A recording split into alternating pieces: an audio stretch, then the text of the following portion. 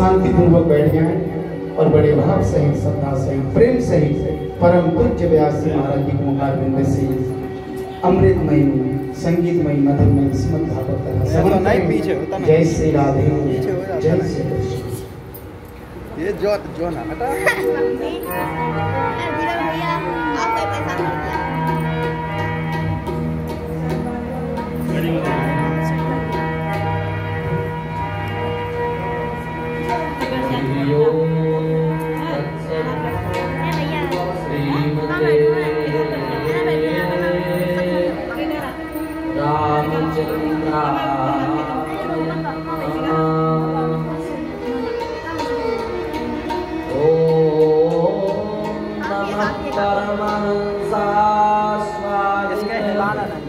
चरण कमल चिन्मकरंदाय भक्त जन मानस निवासाय श्री रामचंद्राय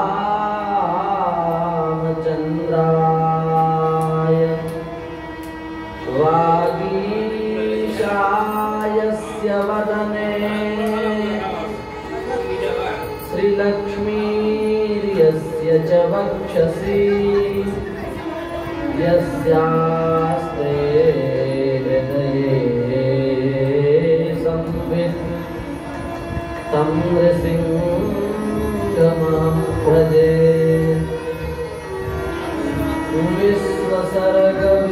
विश्वसर्गविसर्गादि नवलक्षणलक्षितम् श्रीकृष्णाख्यं परं धाम जगद्धाम नमामि तत्।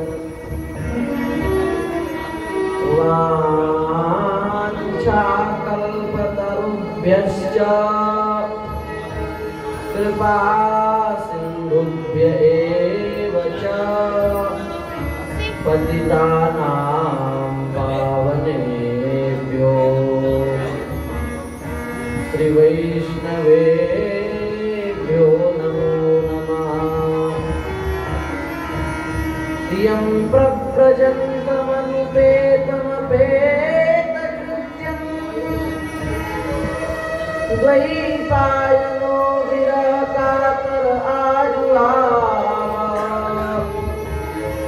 पुत्रेति तन्मयतया तरवोऽभिनेदोस् तं सर्वभूतहृदयं मुनिमानतोऽस्मि।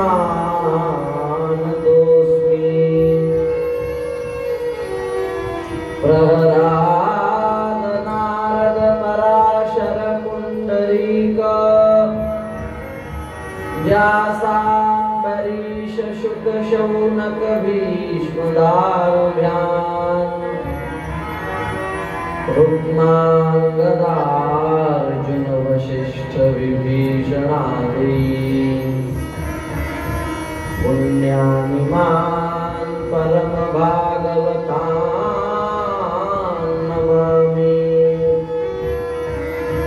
राधा करावचित पल्लव वल्लरी के राधा पदांक विलसन मधुर स्थली के राधा यशो मुखर मत्त खगावली के राधा विहार विपिने रमतां मनो में यत्र यत्र रघुनाथ कीर्तनम् तत्र तत्र कृतमस्तकाञ्जलिम् बाष्पवारि परिपूर्णलोचनम्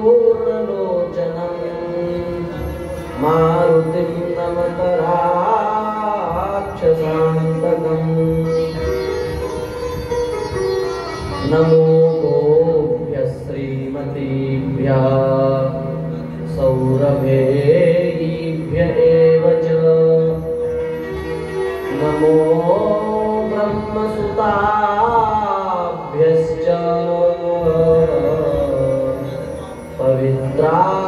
पवित्राभ्यो नमो नमः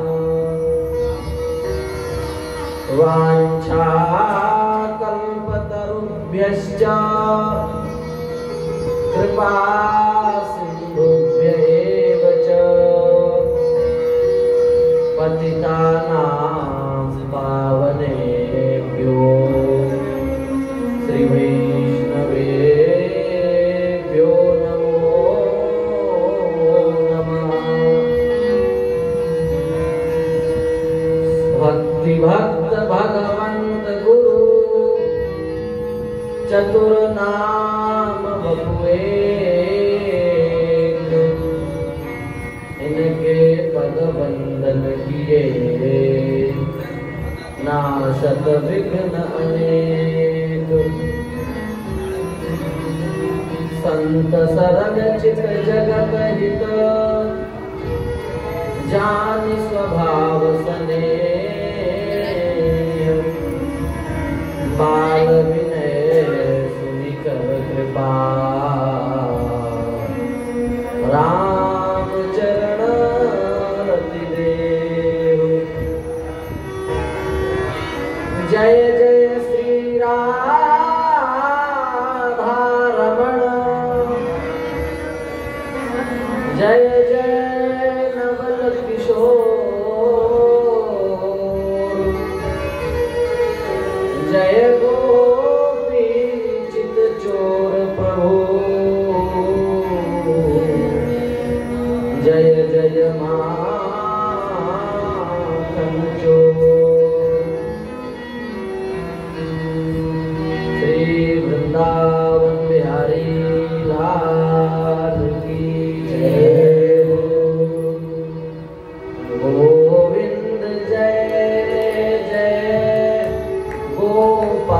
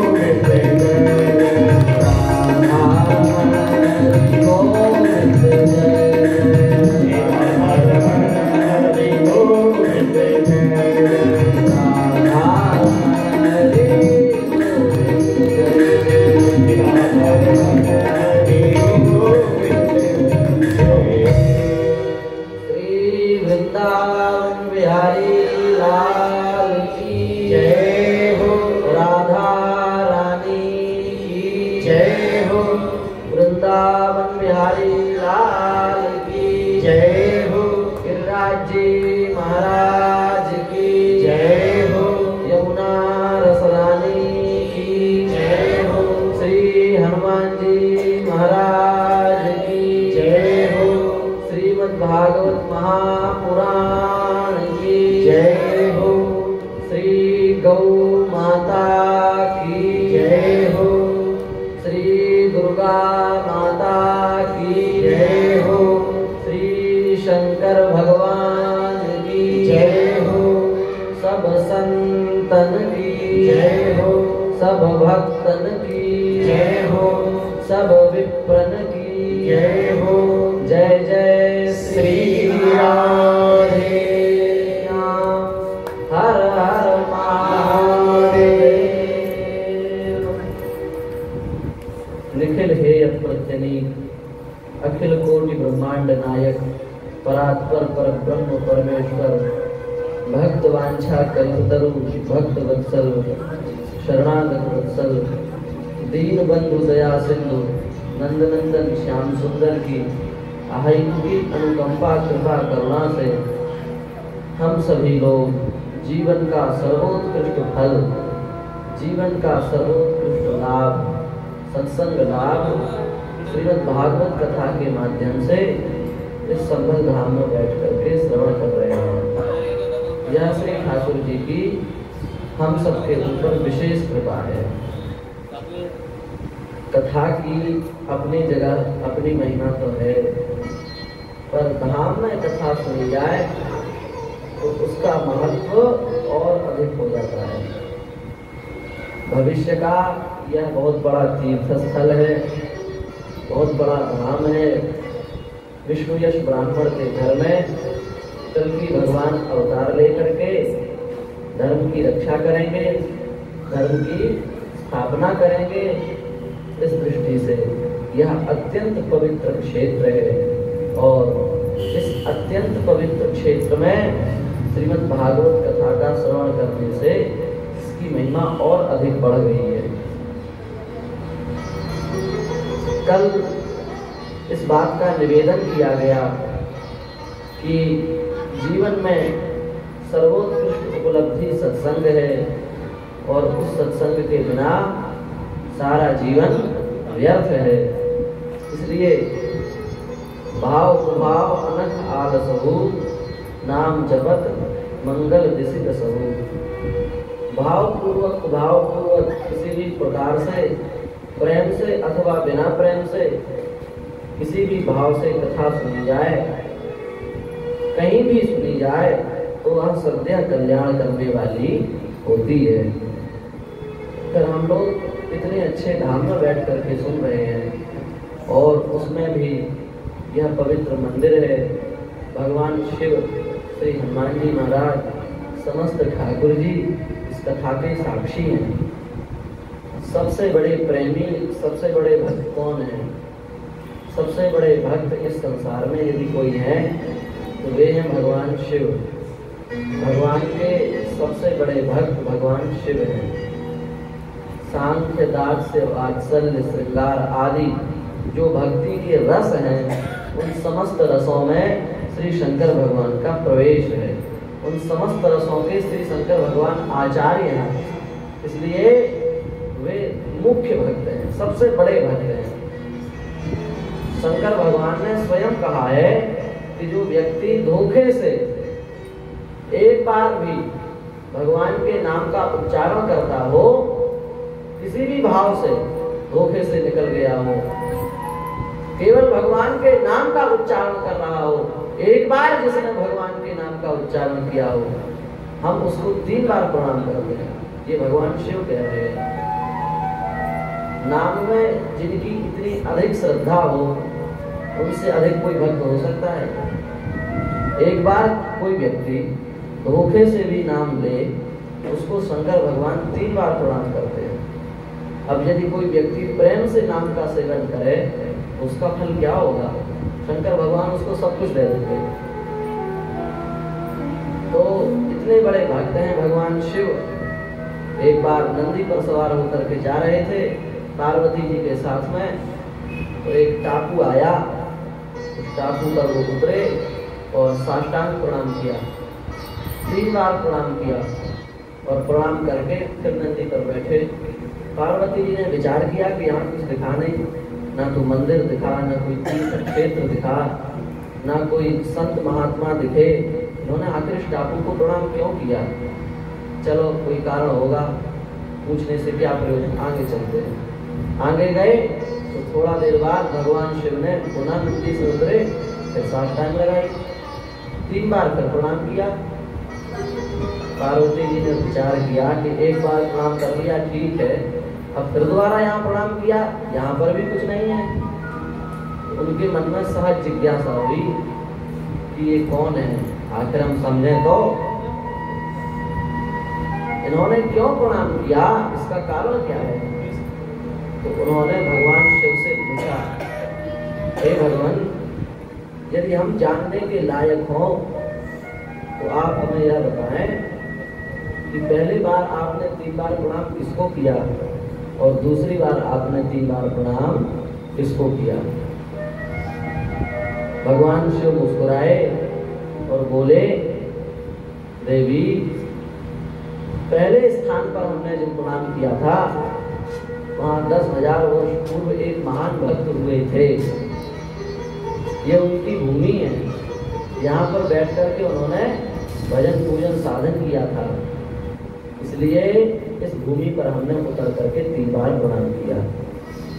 और दूसरी जगह जो हमने प्रणाम किया वहाँ पर 10,000 वर्ष बाद में एक महान भक्त होंगे, अभी हुए नहीं है, 10,000 वर्ष बाद में होंगे, दूसरी बार प्रणाम हमने उनको किया।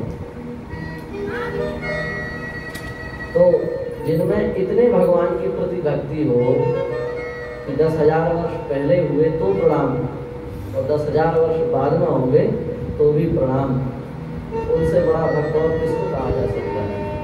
वे सबसे बड़े भक्त हैं।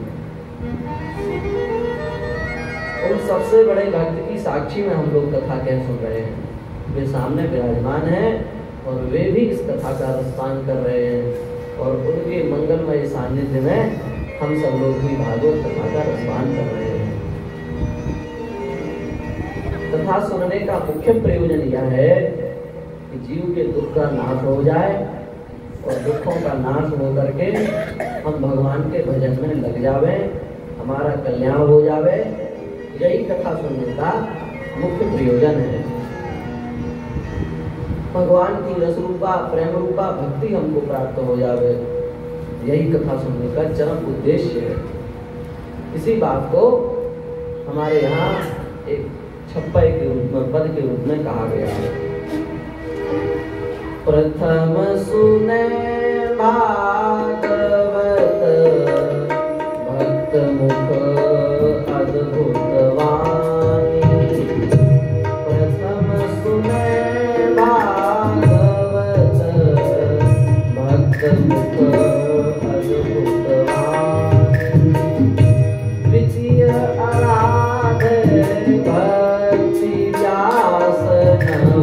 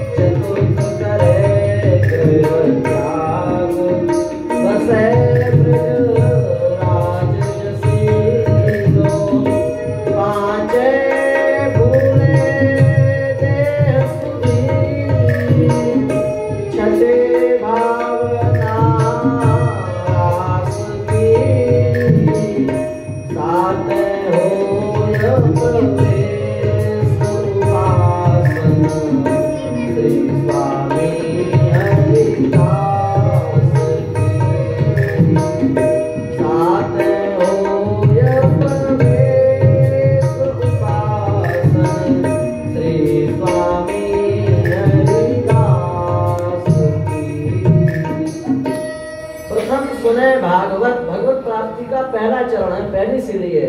भगवान तक पहुंचना है तो क्या करें? बोले प्रथम सुने भागवत। सबसे पहला साधन है, कुछ नहीं, सबसे पहली बात है आकर के कथा सुनो। इससे पहले कुछ नहीं है, सबसे पहले आकर के कथा सुने। किससे सुने? भक्त मुख, भक्त के मुख से कथा सुनो। भक्त के मुख से कथा सुनोगे तो वह भगवान की मधुराति मधुर कथाओं को सुनाएगा। और वे भगवान की मधुराति मधुर कथाएं जीव का उद्धार करने में सबसे श्रेष्ठ है। इसलिए सबसे पहला चरण क्या है? भागवत सुने। भगवान के पास जाना है, यदि भगवान की प्राप्ति करनी है तो उसका प्रथम साधन है कि प्रथम सुने भागवत। प्रथम चरण है भागवत को सुने। भक्त मुख, किसके मुख से सुने? भक्त मुख। पंडित के मुख से नहीं लिखा है, क्योंकि पंडित तो आएगा तो ज्ञान की बातें करेगा, समझ में भी नहीं आएगी। दूसरी बात क्या है? तो भक्त के हृदय में ठाकुर जी विराजमान होते हैं। विराजमान तो सबके हृदय में, ईश्वर सर्वभूतानां हृदयेषु तिष्ठति, सबके हृदय में विद्यमान है। पर भक्त को यह अनुभव होता है कि हमारे हृदय में भगवान है। हम लोगों को अनुभव नहीं है, भीतर तो हमारे भी है, पर हमारे अनुभव में नहीं आते। यदि हमारे अनुभव में भगवान आने लगेंगे तो फिर हम किसी की चुगली नहीं कर पाएंगे, फिर हम किसी की निंदा नहीं कर पाएंगे, फिर हम कोई गलत कार्य नहीं कर पाएंगे। क्यों? हमारे भीतर ठाकुर जी बैठे हैं, वे सब कुछ देख रहे हैं, उनसे क्या छुपा हुआ है, तो अब हम कैसे कुछ करें? तो हम लोगों के अनुभव में भगवान नहीं है, पर भक्त को यहाँ अनुभव होता है कि हमारे हृदय में ठाकुर जी हैं। तो जब वे कथा कहते हैं तो भगवान के जो चरण कमल हैं, उन चरण कमलों में खूब सुगंधी विद्यमान है। उनके चरण कमलों पर स्प्रे नहीं किया जाता कि आपके चरण कमल सुगंधित हो जाए। करोड़ों करोड़ों दिव्य मकरंदों का जो सुगंधी है, वह सुगंधी भगवान के चरण कमलों में विराजमान रहता है। और जब भक्त कथा कहता है तो वह दिव्य सुगंधी मुख के माध्यम से बाहर आती है, क्योंकि हृदय में है। तो हृदय में वह सुगंधी यदि विराजमान है तो जब वह भक्त कथा कहेगा तो हृदय के माध्यम से और मुख के माध्यम से वह सुगंधी बाहर आ जाती है। और वही सुगंधी आप जैसे सरस सहृदय श्रोताओं के कानों के कर्ण विवरों के माध्यम से आपके हृदय में जाती है और आपके हृदय को भी सुगंधित बना देती है। आपके हृदय में भी भगवान के दिव्य मकरंद का पराग स्थापित हो जाता है और आपके हृदय में भी सुगंधी विद्यमान हो जाती है। इसलिए भक्त मुख अद्भुत वाणी, भक्त के मुख से भगवान की कथा को सुनना चाहिए। अब आप लोग सब आ गए तो पहला चरण तो अपन लोगों ने पूरा कर लिया, कथा सुन रहे हैं। अब क्या करें? कथा सुनने के बाद क्या करना चाहिए? ध्यान देने की बात है। इस आधार पर उपासना करेंगे तो हमको अत्यंत शीघ्र सिद्धि हो जाएगी। इसलिए ध्यान दे करके सुनो। प्रथम बात क्या बताई? कथा को सुने, और कथा को सुनने के बाद द्वितीय आराधे भक्ति व्यास नवभांति बखानी।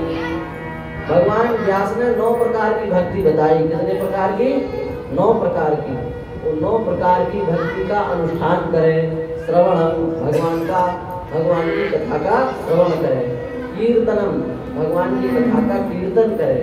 भगवान का स्मरण करें, भगवान की सेवा करें, भगवान का पूजन करें, भगवान को नमस्कार करें और भगवान को अपने आप को समर्पित कर दे, भगवान से प्रेम पूर्वक संबंध जोड़ दे। ये जो 9 प्रकार की भक्ति बताई गई है, इस 9 प्रकार की भक्ति का अनुष्ठान द्वितीय चरण है। यह 9 प्रकार की भक्ति का अनुष्ठान हम सबको करना चाहिए। द्वितीय आराधे भक्ति व्यास नवभांति बखानी।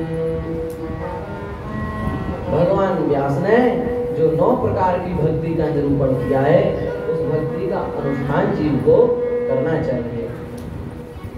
अब आपने भगवान को स्मरण भी कर लिया, भगवान को वंदन भी कर लिया, भगवान की मंगलमयी कथाओं का श्रवण भी कर लिया, उनका कीर्तन भी कर लिया, भगवान को प्रणाम भी कर लिया, ये भी आपसे हो गया। अब आगे क्या करें? तो बोले तृतीय करे गुरु समुझे। गुरु जी को, सदगुरुदेव भगवान को पहचान करके उनका वरण कर ले। आप हमारे गुरु जी हैं, अब हम आपकी शरण में हैं, आप जैसा हमें उपदेश करेंगे अब हम वही साधन करेंगे। तो तृतीय करे गुरु समुझी दक्ष सर्वज्ञ ऋषिलो। जो समस्त शास्त्रों में और प्रेम के मार्ग में अत्यंत दक्ष हो, कुशल हो, ऐसे सद्गुरुदेव भगवान का वर्ण करे, ऐसे सद्गुरुदेव भगवान का अपने जीवन में आश्रय ले। और जब सद्गुरुदेव भगवान का वर्ण हो जाए तो फिर क्या करे? फिर बोले संसार में आसक्त होने की आवश्यकता नहीं है, संसार में हंसने की आवश्यकता नहीं है। जब तो वृंदावन में चला जाए, चित्रकूट में चला जाए, गोवर्धन में चला जाए, बरसाने में चला जाए और प्रेम पूर्वक धाम का सेवन करे। ये चौथे प्रकार का, ये चौथा चरण है। धाम वास, भगवान के धाम में नित्य निरंतर वास करे। क्योंकि बिना धाम का आश्रय लिए, बिना धाम की रज का आश्रय लिए किसी भी लक्ष्य की प्राप्ति नहीं होती। इस बात को हमारे आचार्यों ने कहा है। श्री हरिवंश अनंत सच नाई, बिनुया रजई लिए, रहो को काहू नहीं दिए। कुछ भी कर लो, पर जब तक वृंदावन की रज का आश्रय नहीं लोगे तब तक सत्य की प्राप्ति नहीं हो सकती। इसलिए चौथे नंबर की बात है, धाम का आश्रय लो। और पांचे भूले देह सुधी, पांचवें नंबर की बात है, अपने आप को भुला दे। इतना भजन करे कि हम कौन है इस बात का भी अस्तित्व मिट जाए। संसार का अस्तित्व तो बहुत दूर है, स्वयं को भी भूल जाए। मीराबाई अपने आप को भूल गई, करमैती बाई अपने आप को भूल गई, रानी पद्मावती अपने आप को भूल गई। कैसे? करमैती बाई इतनी बड़ी रानी है, पर जब उनको भगवान के भजन का रंग चढ़ा तो अपने घर से भागी और भाग करके जंगल में आ गए, वृंदावन में आ गए। अब वृंदावन में आने के बाद भी राज सेवकों ने उनका पीछा नहीं छोड़ा, उनके पीछे लग गए घुड़सवार। अब क्या किया जाए? तो एक ऊंट था, मरा हुआ ऊंट, कई दिनों से पड़ा हुआ था, बहुत बदबू आ रही थी उसके शरीर से। उसकी केवल खाल ऊपर की होती है ना, वो बस बची थी, बाकी सब समाप्त हो गया था। तो करमैती बाई ने विचार किया कि अब घुड़सवार पीछे ही हैं हमारे, यदि अब हम भागते हैं तो पकड़े जाएंगे क्योंकि हम पैदल हैं और बच नहीं सकते। तो वे उस ऊंट के जो खाल थी उसी के भीतर छुप गई। और जब वहां पर राज सेवक आए तो राज सेवकों को अत्यंत दुर्गंधी आई, वे दूर से ही चले गए, वे उस जंगल में नहीं जा पाए। अब आप विचार करो, करमैती बाई को अपने रूप की यदि ध्यान होती, अपने स्वरूप का उन्हें भान होता तो राजकुमारी हैं, क्या उनको उस ऊंट में से दुर्गंधी नहीं आती? राज सेवक 1 किलोमीटर दूर से वापस लौट गए, यहाँ नहीं जा सकते, यहाँ अत्यंत दुर्गंधी है। और करमैती बाई उसी ऊंट के खाल के नीचे छुप करके बैठी रही। ये है अपने आप को भुला देना। पांचे भूले दे सुधी, श्री मीराबाई अपने आप को भूल गई। मेरे तो गिरिधर गोपाल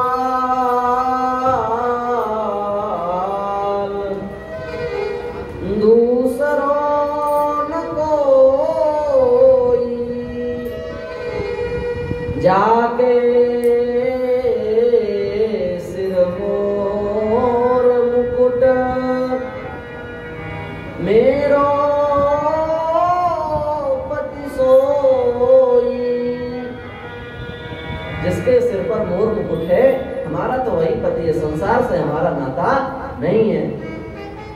ऐसे वर को कावरू,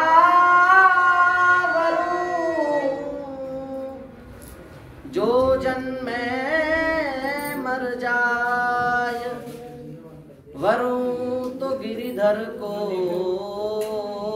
वरू, मेरो चूड़लो अमर हो जाए।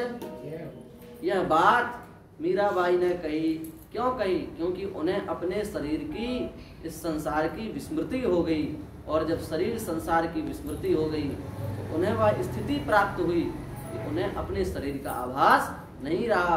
अपने पति को, अपने घर को, अपने नातों को, सबको भूल करके उन्होंने भगवान की उपासना की। इसी बात को कहा गया, लोक लाज कुल श्रृंखला, तजी मीरा गिरिधर भजी। लोक लाज कुल इन सब की मर्यादाओं को तोड़ करके मीराबाई ने भगवान का भजन किया, मीराबाई ने भगवान का आश्रय लिया। तो कहने का तात्पर्य यह है, पांचे भूले देह सुधि। 5वें नंबर की बात है कि देह सुध को भूल जाए, शरीर संसार की विस्मृति हो जाए। और जब शरीर संसार की विस्मृति हो जाए तब क्या करें? बोले तब छठे भावना रास की, तब रास में प्रवेश होता है। भगवान की जो रास है ना, महारास हुआ है, उस रास के भाव में प्रवेश होता है, तब उस रास का आस्वादन मिलता है। और जब रास का आस्वादन मिलता है तब वृंदावन धाम का जो नित्य प्रेम है, उस नित्य प्रेम की 7वें चरण पर प्राप्ति हो जाती है। तो भगवत प्राप्ति के 7 चरण हैं जो हमारे आचार्यों ने बताए। प्रथम आराध है, प्रथम सुने भागवत। पहले नंबर का चरण है भागवत सुने। और फिर द्वितीय चरण क्या है? द्वितीय चरण यह है कि नवधा भक्ति का अनुष्ठान करे। और फिर तृतीय चरण है कि गुरु का वर्ण करे। और चतुर्थ चरण है गुरु का वर्ण करने के बाद में वृंदावन में किसी धाम में वास करे। और 5वें नंबर पर बात है, 5 भूले देह सुधि, अपने देह की सुध बुध को भूल जाए, तब छठे भावना रास की, तब रास की भावना जगती है। और जब रास की भावना जागृत होती है तो 7वें होए आराधना श्री स्वामी हरिदास की, तब भगवान की उपासना में, भगवान के प्रेम मार्ग में प्रवेश प्राप्त होता है। तो कहने का आशय आप समझ गए होंगे।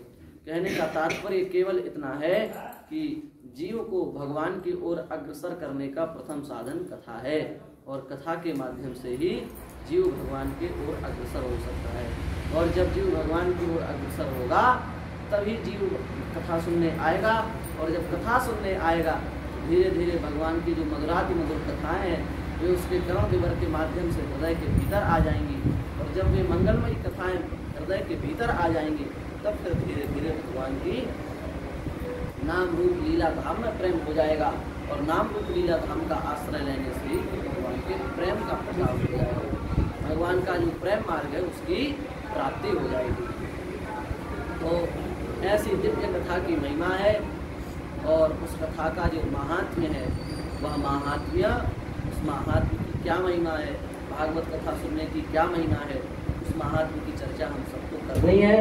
तो इस विषय में कल निवेदन किया गया था कि भगवान सच्चिदानंद स्वरूप हैं, विश्व की उत्पत्ति स्थिति और संहार के हेतु हैं, त्रिविध तापों का नाश करने वाले हैं। संसार में 3 प्रकार के तापों से सब चल रहे हैं। किसी को रोग हो गया है, तो किसी को देवताओं की ओर से परेशानी है, किसी को कितने प्रकार के ताबीजें पहननी पड़ती हैं, इतने दिनों में वहाँ जाओ, झराई फुकाई चलती है। तो कोई दैविक तापों से तप्त है और कोई भौतिक तापों से तप्त है। तो किसी न किसी प्रकार से सब तप रहे हैं। इसी बात को कहा है दैहिक दैविक भौतिक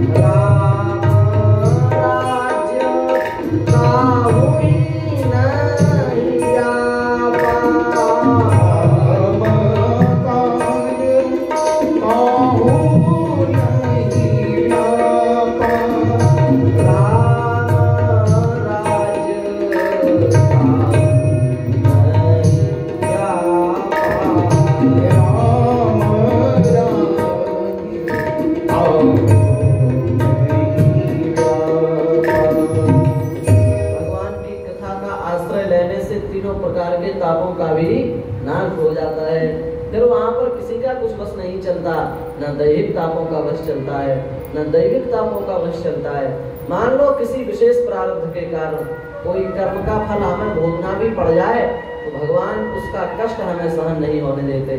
वे उस कष्ट को लेकर के हमारे उस प्रारब्ध का भी धीरे धीरे नाश कर देते हैं। तो ऐसे जो 3 प्रकार के तापों का नाश करने वाले हैं, ऐसे भगवान श्री कृष्ण के चरणों में हम सब लोग नमस्कार करते हैं। कल बताया गया कि देवता लोग अमृत का कलश लेकर के सुखदेव जी के सामने खड़े हैं और कह रहे हैं कि आप हमको भागवत की कथा सुनाइए और ये अमृत पिला करके परीक्षित जी को अमर कर दीजिए। सुखदेव जी ने उन्हें फटकारा है। क्यों फटकारा? क्योंकि वो कथा सुनने नहीं आए थे, वो तो व्यापार करने आए थे, और व्यापार जहाँ होता है वहाँ कथा नहीं होती। इसलिए सुखदेव जी ने फटकार करके उनको लौटा दिया और कहा कि तुम्हारा अमृत तो अमृत ही नहीं है।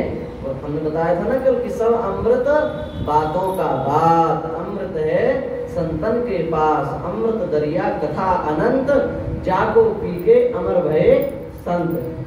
सब अमृत बातों का बात है, वस्तुतः अमृत तो संतों के पास है और उस अमृत को पी करके ही सब अमर हो गए। इसी बात को गोपी गीत में गोपी कह रही है, तब कथामृतम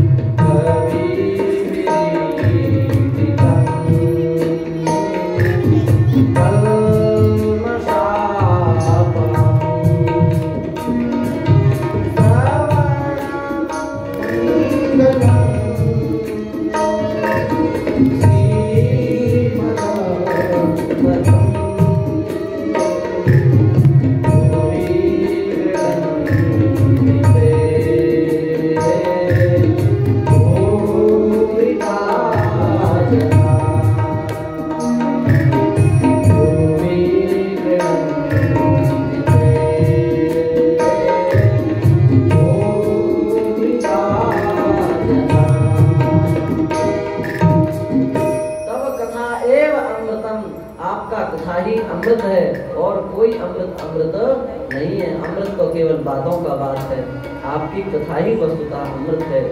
सुखदेव जी ने परीक्षित को कथा सुनाई और देवताओं को वापस कर दिया। देवताओं ने सोचा कि इस कथा का अमृत का चमत्कार तो देखें कि केवल कह रहे हैं कि ये अमृत अमृत है, बाकी सब झूठ है। तो देवता लोग ब्रह्मा जी के पास में गए। 7 दिन जब कथा हुई और राज्यों मोक्षम तथा वीक्ष पुराधातापि विस्मिता, 7वें दिन जब कथा की समाप्ति हुई तो राजा परीक्षित को मोक्ष की प्राप्ति हुई। और जब मोक्ष की प्राप्ति हुई तो ब्रह्मा जी भी विस्मित हो गए कि बताओ इस कथा की कैसी दिव्य महिमा है, जो इस कथा को एक बार श्रवण कर लेता है उसको मोक्ष की प्राप्ति हो जाती है।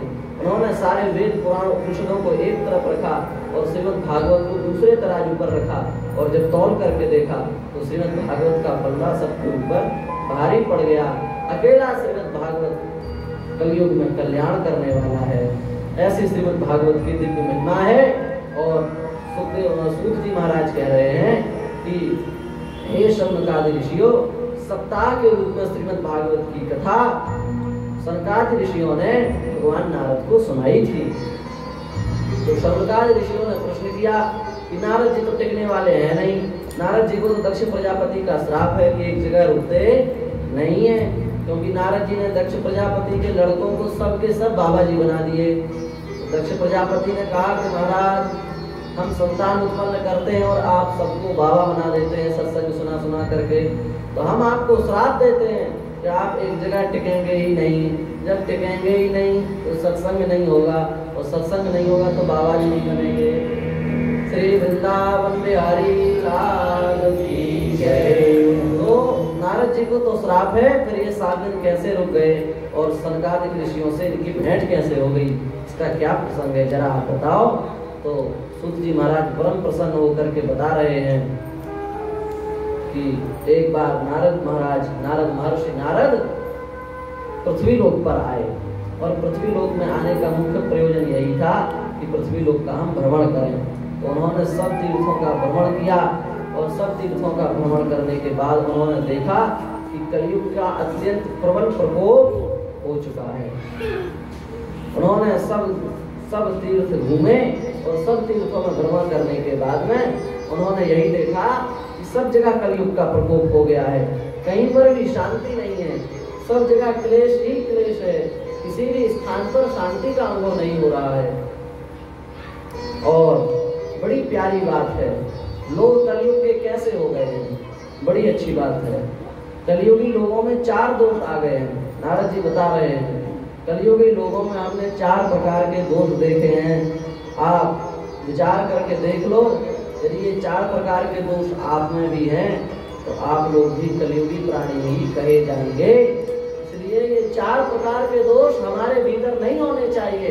मान लो कथनचित हो भी तो हमें आज ही अपने जीवन से निकाल देने चाहिए, क्योंकि ये कलियुगी व्यक्तियों की पहचान है। हम कथा सुनने वाले हैं, हम कथा सुन करके कलियुगी कैसे रह सकते हैं? इसलिए 4 प्रकार के दोष कौन से हैं? तो ये 4 प्रकार के दोष हैं। मंदा सुमंद मतयो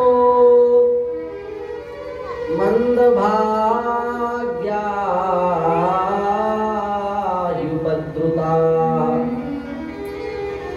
सबसे पहला दोष है कि कलियुगी प्राणी मंद हो गए हैं।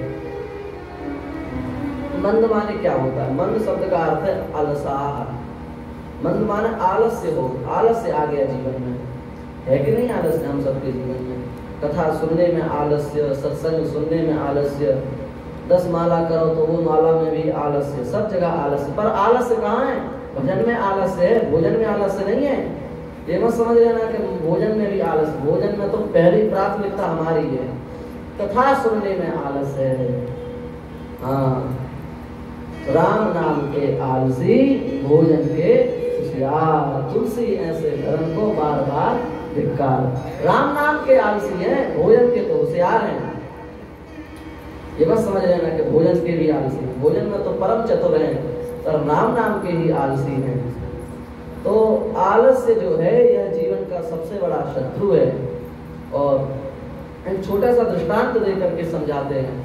एक किसान था, तो वह किसान कपास की खेती करता था। उसके मित्र ने कहा, भाई कपास की खेती तो तुम करते ही हो, एक भेड़ ले आओ, उससे ऊन बन जाएगी, तो ऊन और कपास को मिला करके तुम अपना अच्छे से व्यापार चला सकते हो, कंबल इत्यादि बना सकते हो।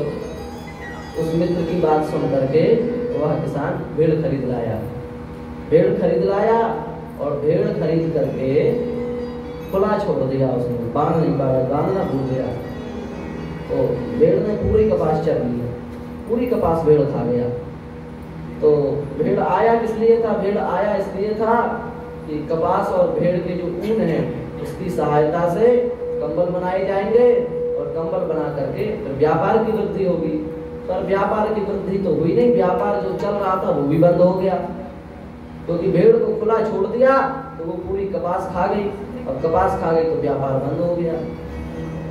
ऐसे ही हमको यह मनुष्य शरीर भगवान ने भजन के लिए दिया, पर हमने भजन तो आकर के किया नहीं, और जो भगवान ने भोजन दिया था उस भोजन को समय से पहले ही समाप्त कर दिया। आप कहेंगे कैसे कर दिया? हम आपको उदाहरण देते हैं। कई लोगों को शुगर हो जाती है, शायद आप में से भी किसी को हो। जीवन में भगवान ने जितना मीठा खाने के लिए हमको दिया था, हम समय से पहले ही उतना पा गए। भगवान ने कहा कोटा पूरा, आपको शुगर हो गई, मीठा बंद हो गया। आपने समय से पहले ही अपना आहार कर लिया। कई लोगों को क्या क्या हो जाता है, डॉक्टर कह देते हैं अब केवल आप दाल रोटी पाएंगे, बस सब बंद, क्योंकि आप अपना भोजन समय से पहले ही बचा गए, है कि नहीं? इसी बात को कहा गया, हम मन से ही कह रहे हैं, दृष्टांत भी संतों ने दिया है। चाकरी चोर हाजिर कबल पर आस, गाड़र बांधे ऊन को चरत कपास। चाकरी चोर भगवान के भजन में, भगवान की सेवा में तो चोरी करते हैं, और हाजिर कबल भोजन में हाजिर हो जाते हैं, और इतने के बाद भी क्या आशा लगा करके रखते हैं, इतने के बाद भी सोचते हैं कि हमारे लिए बस विमान आने वाला है। तो आएगा विमान? कभी नहीं आएगा। इसलिए सबसे पहली बात है कि आलस्य का त्याग कर देना चाहिए। हमारे जीवन में, साधन में, भजन में, कथा में, नाम में, धाम में, इनके लिए आलस्य नहीं होना चाहिए। आलस्य काम में, क्रोध में, लोभ में, मोह में, में आलस्य होना चाहिए, कथा के लिए, नाम के लिए, भगवान के नाम के लिए आलस्य नहीं होना चाहिए। एक बड़ी अच्छी बात बताएं, मृत्यु क्या है? मृत्यु सबकी आती है कि नहीं? ऐसा कौन है जो ना मरता हो? बड़े बड़े ऋषि मुनि, देवता, गंधर्व सब एक न एक दिन नष्ट हो जाते हैं। कितने भी बड़े मकान बना लो, कितनी भी बड़ी दुकान बना लो, एक न एक दिन नष्ट हो जाते हैं। बड़े बड़े राजाओं के जो किला एक समय अत्यंत प्रसिद्ध थे, उन किलों पर भी आज वृक्ष आ गए, कोई सुरक्षा नहीं, सब ढेर हो गए। कहने का तात्पर्य यह है कि हर व्यक्ति मरण धर्मा है, प्रत्येक व्यक्ति मरणोन्मुख है, मर ही रहा है। पर मरना क्या है, मृत्यु क्या है, इसका हमें ज्ञान नहीं है। देखो एक बात बताओ, शरीर की मृत्यु हो सकती है? शरीर की मृत्यु हो सकती है? तो इसका उत्तर यह होगा कि शरीर जीवित ही कब था जो मर जाएगा? जीवित था शरीर। शरीर में यदि आत्मा ना हो तो शरीर एक क्षण में जीवित रह सकता है? नहीं रह सकता। इसका तात्पर्य यह है कि वस्तुतः शरीर जीवित नहीं है, या आत्मा के कारण दिख रहा है, या आत्मा के कारण चल रहा है, या आत्मा के कारण खा रहा है, या आत्मा इसके भीतर है इसलिए यह बोल रहा है। वस्तुतः शरीर में यह शक्ति नहीं है कि यह चल पाए, या बोल पाए, या उठ पाए, या खा पाए, या किसी से बात कर पाए। आत्मा के कारण शरीर चेतन के समान दिख रहा है। वस्तुतः शरीर अनित्य है, शरीर में किसी भी प्रकार की चेतनता नहीं है। इसका मतलब शरीर जीवित ही कब था जो मर जाएगा? इसका मतलब ये तो मरा ही हुआ समझो। अब रही आत्मा की बात, तो आत्मा मरती है कभी? आत्मा तो मरती नहीं। आत्मा ही मर जाएगी तो फिर आप अपने कर्मों का भोग कैसे करेंगे? इसलिए आत्मा सदा जीवित रहती है। आत्मा के विषय में क्या लिखा है? न जायते म्रियते वा कदाचिन नायं भूत्वा भविता वा न भूयात् अजो नित्या शाश्वतोऽयं पुराणो नान्यते हन्यमाने शरीरे। यह आत्मा कभी नहीं नष्ट होता, यह तो हमेशा चेतन है। शरीर बदलता रहता है, आज ये कपड़ा, कल दूसरा कपड़ा, परसों तीसरा कपड़ा, इस प्रकार से केवल शरीर बदलते जाते हैं। आत्मा नित्य है, आत्मा मुक्ति नहीं है। कहने का तात्पर्य यह हुआ कि आत्मा नित्य है, आत्मा का कभी नाश नहीं होता, और शरीर का हमेशा ही नाश है, शरीर कभी जीवित नहीं रहता। तो शरीर तो है ही नहीं और आत्मा कभी मरती नहीं, तो फिर मरता कौन है? समझ पाए बात? शरीर तो है ही नहीं और आत्मा मरती नहीं, तो मरता कौन है? तो इसका उत्तर श्री महाभारत में सनत सुजात नाम के आचार्य देते हुए कह रहे हैं, हे राजा युधिष्ठिर, मृत्यु क्या है? युधिष्ठिर इसका उत्तर सुनो, प्रमादो वही मृत्यु, आलस्य ही मृत्यु है, आलस्य ही मौत है। जितने देर हम भजन साधन कथा नाम से विमुख हो गए, उतने देर के लिए हम मर गए, ये समझना चाहिए। हम लोग कथा में 3 घंटे आकर के बैठ रहे हैं, तो समझ लो बस इतना ही हमने जिया है। इसके अलावा संसार में जो समय गया वो तो मरने में ही गया है। जीवन में कितने बार कितने जन्म हो गए, किस किस के प्रति क्या क्या कर्तव्य कर लिए, पर आज वो कर्तव्य आपको ध्यान में है? नहीं है। आपको इस जीवन की भी सारी बातें याद नहीं है? नहीं है। और कुछ समय बाद जब यह शरीर नष्ट हो जाएगा और अगला जन्म मिलेगा, तो ये सब बातें भी भूल जाएंगे। इसका तात्पर्य यह है कि भजन साधन से विमुख जितना समय चला गया, इसी का नाम मृत्यु है। इसलिए आलस्य का त्याग कर देना चाहिए। ये कलयुगी प्राणी का सबसे बड़ा दोष है, वह आलसी हो गया है। इसलिए नारद जी कह रहे हैं, मंदाः, कलयुगी प्राणी मंद हो गए हैं। संकादिकों से कह रहे हैं, मंदाः, हे संकाय ऋषियों, कलयुगी प्राणी सबके सब मंद हो गए हैं। दूसरा दोष क्या है? बोले सुमंद मतया। सुमंद मतया शब्द का क्या अर्थ है? मूर्ख नहीं है, पढ़े लिखे और मूर्खता का नाटक करते हैं, इसका नाम है सुमंद मती। ये लोग होते हैं ना, जानते सब हैं, अनजान बने रहते हैं, हमको तो पता नहीं इस विषय में कुछ। आपने उससे ये बात कही, हाँ कही तो है, अब हमने तो कही है, पर उससे कहेंगे हमें पता ही नहीं, हमने तो कुछ कहा ही नहीं। जानते हुए भी अनजान बन जाते हैं, इसी का नाम है सुमंद मतया। कलियुगी प्राणी सुमंद मती हो गए हैं। सुमंद माने मंद नहीं है, सुमंद है, बुद्धिमान है पर मूर्ख बने रहते हैं अपने मन से, केवल लोगों को दिखाने के लिए मूर्ख है। और मंद भाग्या, तीसरा दोष। मंद भाग्य माने क्या? जीवन में कभी सत्संग मिला नहीं। मान लो भगवान की विशेष कृपा हुई, कोई महापुरुष स्वयं आकर के सत्संग देके चला गया, तो उस महापुरुष के प्रति आदर का भाव ना रखना, ये तीसरा दोष है। हम लोग क्या है? हम लोग बड़े बड़े महापुरुषों का दर्शन करके भी, उनके अत्यंत सन्निकट होने के बाद भी उनका लाभ नहीं ले पाते। यदि उनका हम लाभ ले रहे हैं तो फिर क्या हमको दोबारा संसार में आना पड़ेगा? नहीं आना पड़ेगा।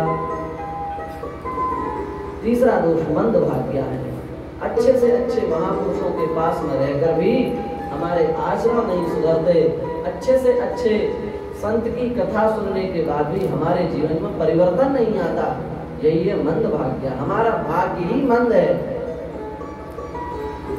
और मंद भाग्य जो लोग हैं उनके जीवन में कभी कल्याण नहीं हो सकता, क्योंकि आपको अच्छी अच्छी बातें सुनाने वाले तो सुना के चले जाएंगे, और आप जब तक उनके प्रति आदर का भाव नहीं रखोगे, उन बातों को अपने जीवन में नहीं उतारोगे, तब तक आपको कौन सुधार सकता है? अपने हाथ से अपना कल्याण है, हम स्वयं का कल्याण स्वयं कर सकते हैं। हमको जो बातें बताई गई वे बातें यदि हम अपने जीवन में धारण करते हैं तो हमारा कल्याण हो जाएगा, और जो बातें हमको बताएंगे वे हमने सुनी और निकाल दी तो कल्याण होगा, ऐसे में कल्याण नहीं होगा। मंद भाग्य तीसरा दोष है, इस दोष को भी अपने जीवन से निकाल दो। यदि कोई महापुरुष कोई अच्छी बात सुना रहा है, उसके प्रति विशेष आदर का भाव रखते हुए उस बात को अपने जीवन में स्थान दो। और चौथा दोष है उपद्रुता। उपद्रुता माने उपद्रवग्रस्त जीवन है। उपद्रवग्रस्त माने कई प्रकार की समस्याओं से घिरा हुआ है, कहीं घर की समस्या, परिवार की समस्या, दुकान की समस्या, मकान की समस्या, सब समस्याओं से ही जीवन भरा हुआ है। क्यों समस्याएं हैं? समस्याओं का मूल कारण जानते हैं? समस्याएं 1 मिनट में सुलझ जाएंगी, पर आप अपने हाथ से अपने लिए समस्याएं खड़ी कर रखे हैं। समस्याएं सुलझानी है तो हम आपको उपाय बताते हैं। समस्याएं सुलझानी है तो उसका सबसे सरल उपाय क्या है? समस्या सुलझानी है तो सबसे सरल उपाय यह है, आप संतोष हो जाएं।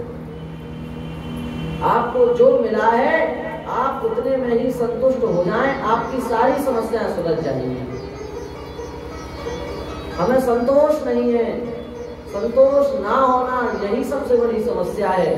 और जिस दिन हमें संतोष हो जाएगा उस दिन हमारी सारी समस्याओं का समाधान हो जाएगा। इसलिए कामनाओं की पूर्ति संतोष में ही है। यदि हम संतुष्ट हो जाएंगे तो हमारी सभी समस्याओं का समाधान हो जाएगा। मान लो आपके पास अच्छा घर नहीं है, आप झोपड़ी में रहते हैं, आप विचार करो, भगवान की कृपा मानो, देखो हमारे ऊपर भगवान की कितनी कृपा है। लोगों को रहने के लिए घर भी नहीं मिलता, लोग बेचारे रोड पर सोते हैं, हमको कम से कम भगवान की कृपा से झोपड़ी तो मिल गई। हाँ, बड़ी कृपा है, संतुष्ट हो जाओ। अब बताओ आपको समस्या होगी? अब नहीं होगी। मान लो आप रोड पर आ जाओ, सब चला जाए, रोड पर लेट जाओ, तो भी भगवान की कृपा का अनुभव करो। आप विचार करो कि देखो भाई, जिनके पास घर होता है उनके लिए तो सीधी छत होती है, उनके लिए कितने घर, जैसे हमारा मान लो ये घर है तो हमारे लिए यहाँ से लेके वहां तक की छत है बस, पर भगवान की हमारे ऊपर कितनी कृपा है, हमारे लिए पूरा आकाश दे दिया, खुले में रहो। हमारा घर है तो हम यहाँ से यहाँ तक ही लेट सकते हैं, पर भगवान की हमारे ऊपर कितनी कृपा है, पूरा रोड पड़ा है, चाहे यहाँ तक ले लो। बिनु संतोष न काम न साही, काम अछत सुख सपने उनाही। जब तक आप संतुष्ट नहीं हो जाएंगे तब तक आपको प्रत्यक्ष की बात तो दूर, सपने में भी सुख नहीं मिलेगा। इसलिए बताया गया है श्रीमद् भागवत के 11वें स्कंध में, असंतोषी कौन है, दरिद्र कौन है, तो वहां पर बताया गया दरिद्रो यस्तु संतुष्टा, दरिद्र वही है जो असंतोषी है। जिसके पास संतोष है वह भली भिखारी हो पर वह परम धनवान है। और आपके पास बहुत धन है पर और आ जाए और आ जाए, कृष्णा में मरे जा रहे हो, आपसे बड़ा दरिद्र कोई नहीं है। तो कहने का भाव समझे, संतोष हो जाओ, बिना संतोष के आपको कभी सुख नहीं मिलेगा। और जितना है उसमें से भी देते रहो, दान करते रहो। हमारे पास जो है वह बस हम अपने में ही लगाना चाह रहे हैं, उसमें से कुछ किसी को देना नहीं चाहते। एक फकीर था, साधु था, तो दूसरे साधु से मिला, तो एक तो फक्कड़ रहता था, दूसरा खूब प्रेम से भोजन करता, खूब सोता आराम से। तो फक्कड़ साधु जब अमीर साधु से मिला, बोला भाई तुम्हारा कैसा गुजारा बसारा हो रहा है? तो वो कहता है बड़े मौज में है, आम का, नींबू का, इसका उसका, संतरा का, मौसमी का, 100